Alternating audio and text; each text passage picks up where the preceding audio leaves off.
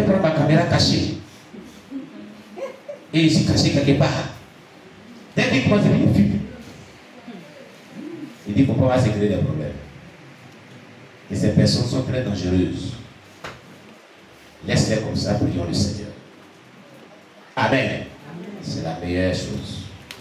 Alléluia. Pour que Dieu touche les cœurs qui reviennent de leur égarement. Amen. Oui. Vous comprenez? C'est grave. Très grave. Il y en a qui s'en vont comme ça, des personnes âgées, qui s'en vont des médecins au Ghana, comme des bébés. Ils viennent envoûter les gens en Côte d'Ivoire. Au Ghana, on dit qu'il y a une femme qui a des gros seins comme ça, des diablesses là-bas. Des centaines de jets puissants sataniques, là, ça va péter ses seins. Écoutez, Dieu n'est pas puissant. Alléluia. Pour manifester sa grâce.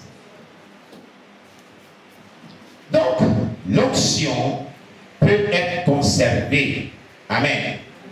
Élisée était mort et l'homme aussi était mort. Personne entre les deux ne pouvait exercer la foi. Et personne n'avait prié pour la résurrection de cet homme. Ce miracle s'est produit uniquement par la puissance qui demeurait dans la substance de l'onction qui était encore présente dans les eaux d'Élisée. Amen. Lorsque l'apôtre Paul prêchait à Éphèse, Dieu a fait des miracles inhabituels par ses mains. Nous allons lire cela dans Actes 19, verset 11. Actes chapitre 19, verset 11. Alléluia.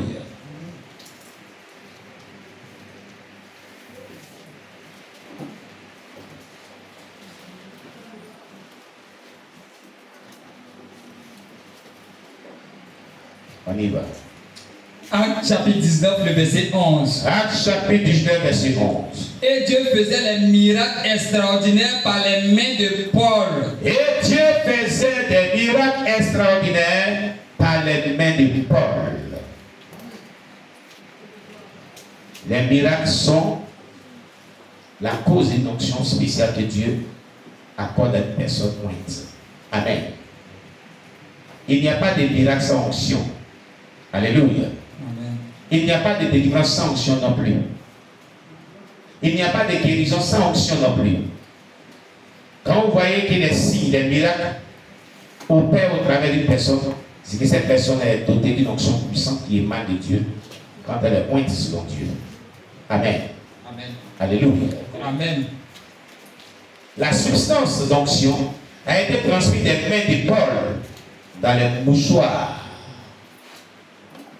et était chargé avec la puissance de Dieu. Sur contact avec les malades et les possédés, la puissance de Dieu était déchargée de ses mouchoirs sur eux.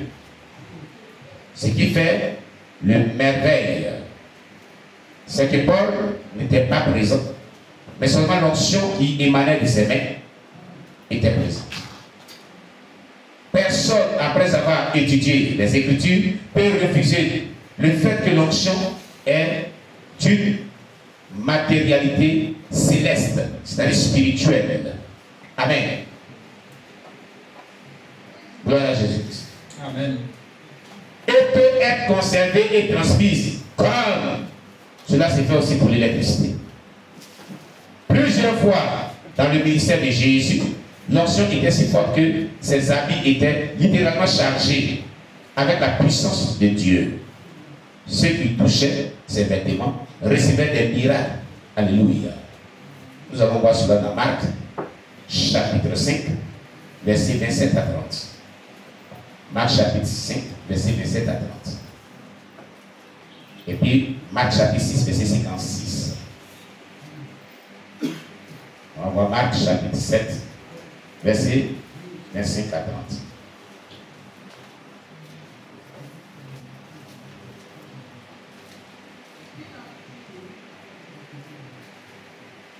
Marc chapitre combien? Chapitre combien? 7. D'accord. Et le verset 25 à 30. Gloire à Jésus-Christ. Faites-nous la lecture. Marc chapitre 7, verset 25 à 30. Oui. Car une femme Dont la fille était possédée d'un esprit impur, entendit parler de lui,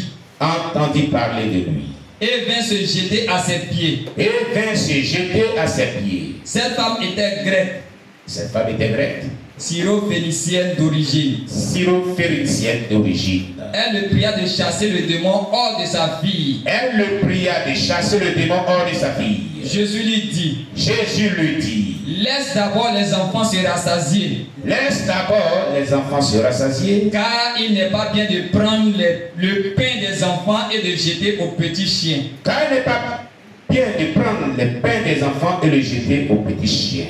Oui, Seigneur, lui répondit-elle. Mais les petits chiens, sous la table, mangent les miettes des enfants. Alors il lui dit, à cause de cette parole, va. Le démon est sorti de ta fille. Et quand elle rentra dans sa maison, elle trouva l'enfant couché sur le lit. Le démon était sorti. Amen. Amen. Alléluia. Gloire à Jésus-Christ. Amen. Vous voyez,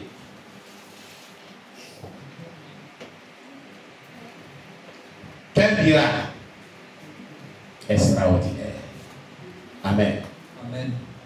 Par une simple déclaration des paroles, va. C'est fini, va. Tu as eu la délivrance, vas-y. La simple parole de déclaration a produit ce miracle très spectaculaire. Alléluia. Extraordinaire. Mais là, c'est parce que je voulais vraiment bien. Amen. Nous allons voir dans le livre de Matthieu.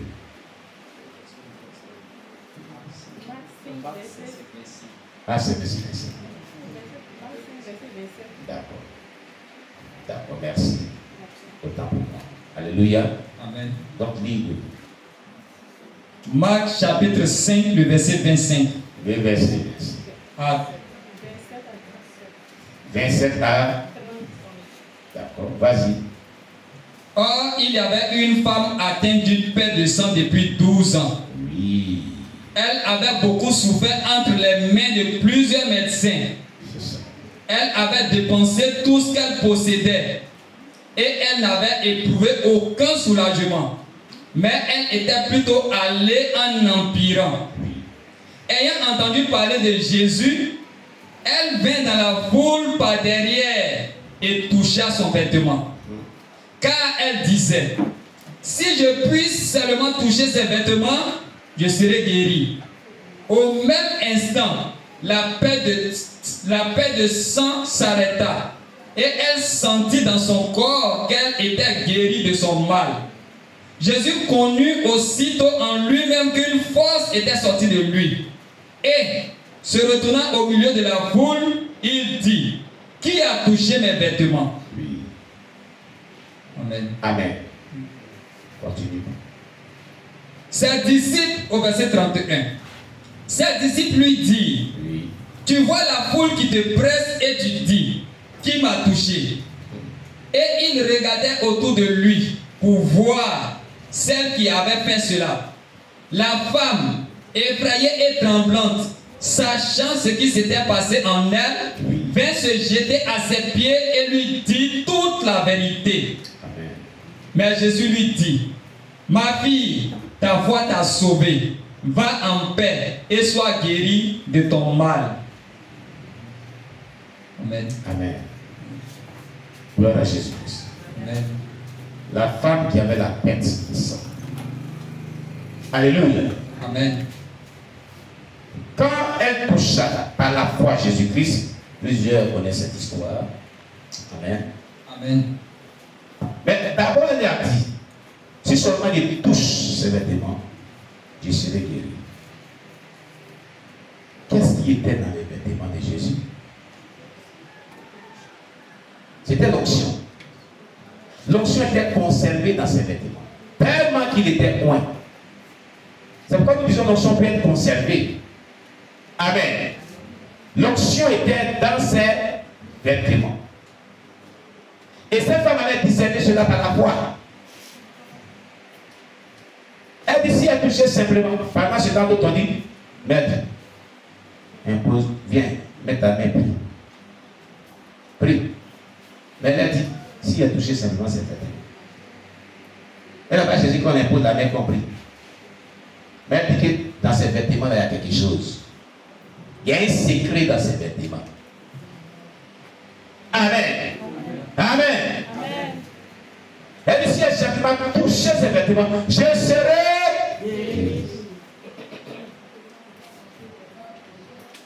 C'était pas facile de toucher ses vêtements. Vous avez vu, est-ce que c'était facile? C'était facile?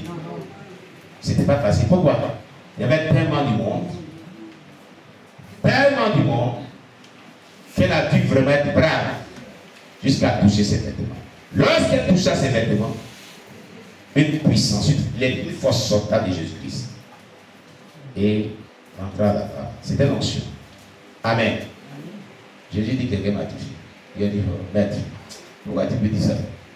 Tu sais que la foule est tellement nombreuse et puis les gens te poussent partout, ça crie maître, maître, maître. Et tout le monde te touche et tu dis que quelqu'un l'a touché. Toi aussi. Nous tous on te touche ici. Comment tu peux dire que quelqu'un te touche? Pierre, il était tellement charnel. Il voyait ça bizarre dans le langage de Jésus. Amen. Et dit tout le monde te touche ici. Nous tous on te touche. Les gens, on est environné par une foule grande. Une grande foule qui dit que quelqu'un m'a touché. Et il y a pas les gens qui t'ont touché. Tu dis que quelqu'un t'a touché. Oui. Tout le monde m'a touché. Mais une personne m'a touché d'une manière différente. Tout le monde cherche l'onction. Mais il faut vraiment chercher l'onction de manière distincte. Amen. Amen. Tout le monde cherche à ce que Dieu le fait puissamment. Mais il faut que tu le cherches d'une manière distincte des autres. Même selon Dieu. Pas pour aller vraiment quelque saint quelque part là-bas. Alléluia. Non, non, non. Ce n'est pas le bon chemin. Alléluia. Cherche la présence de Dieu par la consécration adéquate. Amen. La consécration que Dieu attend de toi pour que tu sois moins puissamment, pour rentrer vraiment dans le paroxysme de la manifestation de la puissance de Dieu qu'il avait prévu pour toi. Cherche ce type de consécration qui t'est propre selon ta destinée. C'est ce qui est important. Amen. Il y a des personnes qui font 40 jours. Mais Jonathan Odua n'a pas fait 40 jours. Les gens ne prièrent. Son histoire est là. Allez dans les grands musées chrétiens et cherchez un livre intitulé Pécheur entre les mains d'un Dieu bourroussé. Vous attendrez parler de Jonathan Edouard, ce prédicateur anglais. Amen. Qui, lorsqu'il prêchait, les gens se moquaient de lui. C'était la mort qui communiquait, la mort spirituelle. C'est la mort spirituelle qui communiquait. Et le peuple, il en avait marre. Il ne pouvait pas gêner une journée de 6h à 18h. S'il est 9h, il coupe le jeûne à manger. Il était incapable de gêner. Je vous dis quelque chose de réel. Oh, ici le soir, il a cherché son livre. C'est la réponse. Amen. Et je vous lis l'histoire, vous allez comprendre.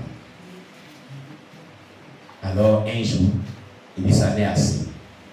J'ai été tellement humilié comme ça.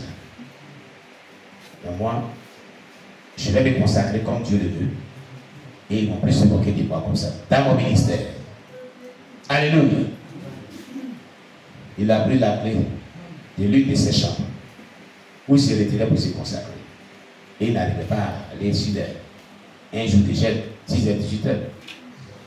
Il est rentré dans la chambre, il s'est enfermé, il a pris la clé, il a appelé sa femme, viens. Elle a dit, il est dans la chambre, il prend la clé, il fait passer la faute. Tant que 3 jours ne se souvient pas, il ne faut pas ouvrir cette porte. S'il faut que je périsse ici, je vais périr ici. S'il faut que je meure dedans, je vais mourir ici. Sa femme connaissait son problème. Elle n'a rien dit, elle a pris la paix. Selon sa biographie,